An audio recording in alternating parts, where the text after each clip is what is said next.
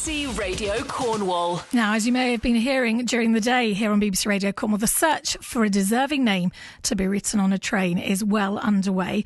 Many of you have written in to tell us about the people that have gone the extra mile to help make a difference during these difficult times. And we're going to be hearing about all of the nominees ahead of the big announcement next Friday. Now, we're going to play you a beautiful extract from a song now.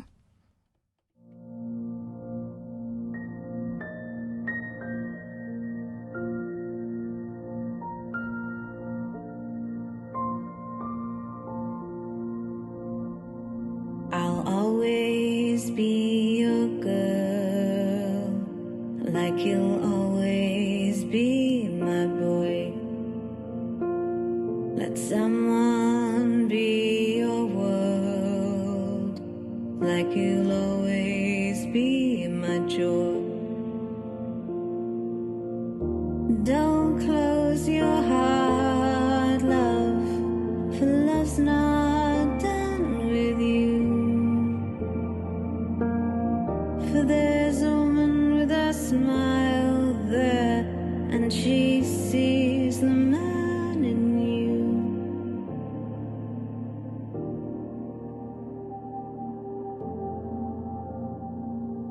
Use your heart to see what your eyes could never tell.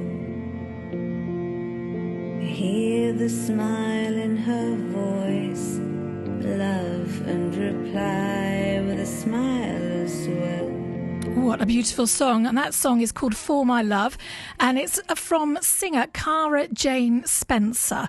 And she is with me now. Evening to you.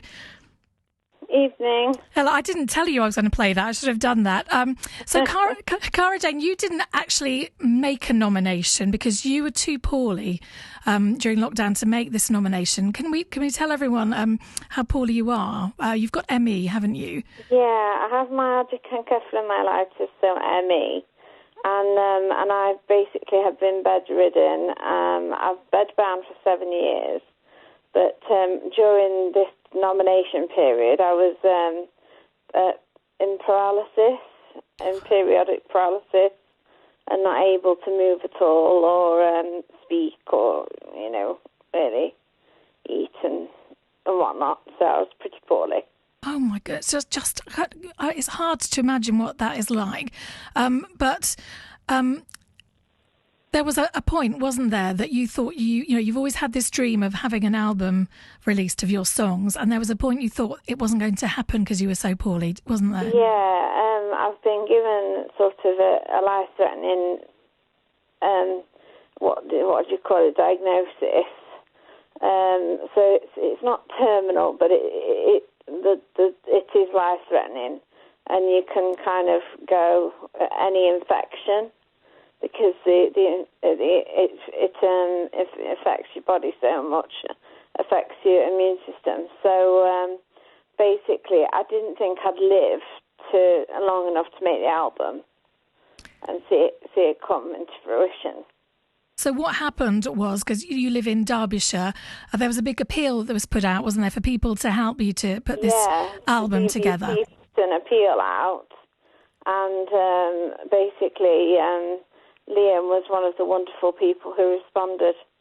Yes, so the person that you've nominated via someone else that they nominated for you is Liam Hicks, who's from Tideford. He's with us as well. Evening, Liam. Good evening. Evening. Do you want to say hello to Cara? Yeah, hello, Cara. It's been a couple of weeks since we last spoke, isn't it? I think you two are probably pretty good friends and you've never met before. So, Liam, you are, by trade, you're a sound engineer. When lockdown started, basically, you had to find other work, didn't you? Yeah, that's great. So I work in the live industry. And, of course, that kind of vanished overnight. So my last show I did was in March. So since then, yeah, I very much haven't been in the music industry. In fact, I've started working in a cafe, which loads of the guys I know have kind of done the same thing. And how did you come to hear about Cara Jane's story, being in Cornwall when she was in Derbyshire? So I saw it. I saw someone share the BBC article on Facebook, and I kind of started reading about it. And what Cara's been through, you know, being bed-bound, 24-hour care, and yet having this determination to kind of make a difference in the world. You know, I thought that was like incredible. So I think we all kind of have dreams, and we're not all going to get to achieve them. But I wanted to make sure, you know, Cara achieved her dream, which I think we've done, which is amazing. Well, the sound of that is incredible. And Cara, I was reading a few of the articles about you. And is it true that Liam and Cara, you can both answer this? Cara, you could only sing one line at a time when it came to your songs. One or two, yeah. Oh, it was all done separately and then put together. My goodness. Yeah, I think it was 2 years, Cara, was it? Sorry? Was it 2 years it took you to do all the vocals? Yes, 2 years.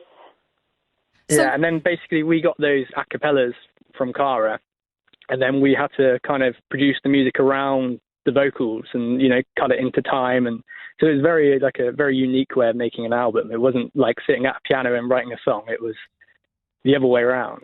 And Liam, I suppose you know a lot of people in the industry, but were they all very happy to help work towards this? Yeah, absolutely. I think we were all kind of struggling ourselves with the fact that we'd lost our careers, so it kind of gave us all something to really focus on.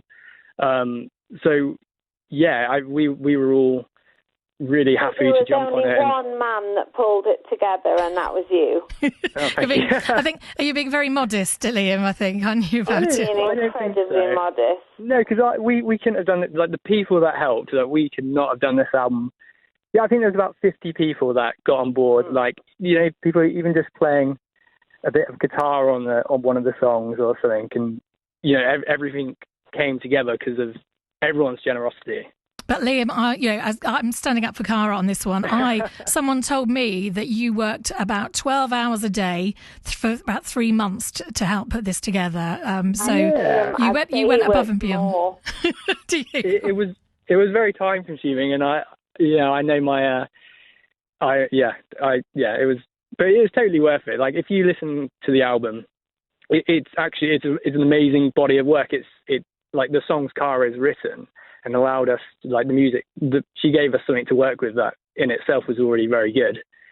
So, yeah, it's like, yeah. Well, it's funny because I did the hard work. But, you know, you helped so much, and I was listening to some of the songs. They're so powerful and haunting, and it was really hard for me to choose which one to play a bit of as well. But, Cara, you know, what is it like to hear these songs, you know, as they're meant to be, completely finished? Oh, it's a dream. Honestly, it still doesn't feel real. And you had a hit in the download chart with it as well when it came out, didn't you? Yeah, we overtook Taylor Swift. Now that's not bad going, is it, Liam?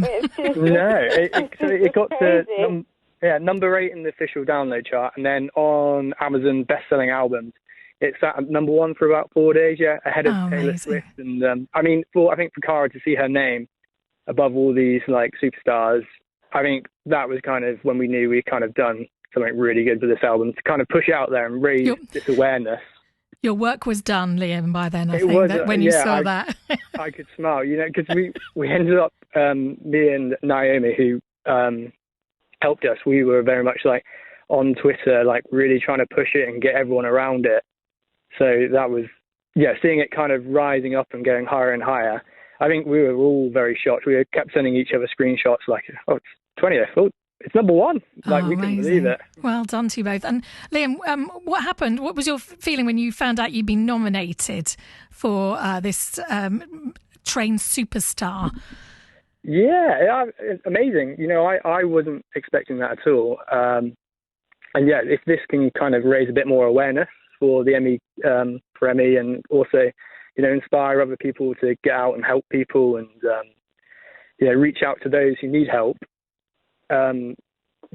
It's great. I'm chuffed. And Cara Jane, there's no doubt in your mind why you think he deserves a gesture like this, a nomination. He deserves a gesture like this and 1,000 more.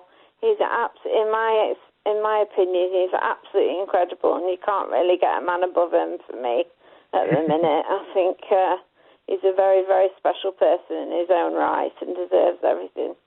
Oh, that's lovely to hear. And I think, Cara Jane, though, you need to take some of the credit yourself. A lot of people in your position wouldn't have carried on and sung those songs during that time when it was so hard. Don't you think, Liam? I think that is a testament to your character as well. Yeah, the determination Cara showed. And, throughout the process, though, Cara went into hospital a couple of times, and I'd send her clips of songs, and I was getting replies continuously. So, I think it goes to show how determined Cara was for this album to get completed. Oh, well, it's lovely to speak to both of you. And the competition is announced. Who's been named? Who's going to get their name on a train? Name on a train, honestly. It's going to be next Friday, so not long to wait, Liam. But it's the stuff that are you a big train fan? My career, I'm constantly on a train, so to be on a train with my name on would be amazing. And can we say, the good bit of news for you, you're starting to get a bit more work back now, aren't you? Because things are relaxing a bit in regulations. Yeah, I've got one day tomorrow up in London doing the Chris Evans breakfast show with a band, so that's good to have one day of work at least. And what work that is as well. It'd be great. Well, we wish you luck. I've no idea. I've got nothing to do with how people are chosen, but you're my winner already. Oh, thank you. But well done to you. And Cara Jane, so lovely to speak to you as well. And I bet you'll be keeping your fingers crossed, won't you, for Liam? I sure will. Yeah. Oh, thank you both. Do you want to say goodbye to each other? Goodbye, Cara. Liam. Take care. Take care. Lovely to speak to you both. Thank you. That is Cara Jane Spencer from Derbyshire and Liam Hicks from Tydeford. Liam has been nominated for our Train Superstar.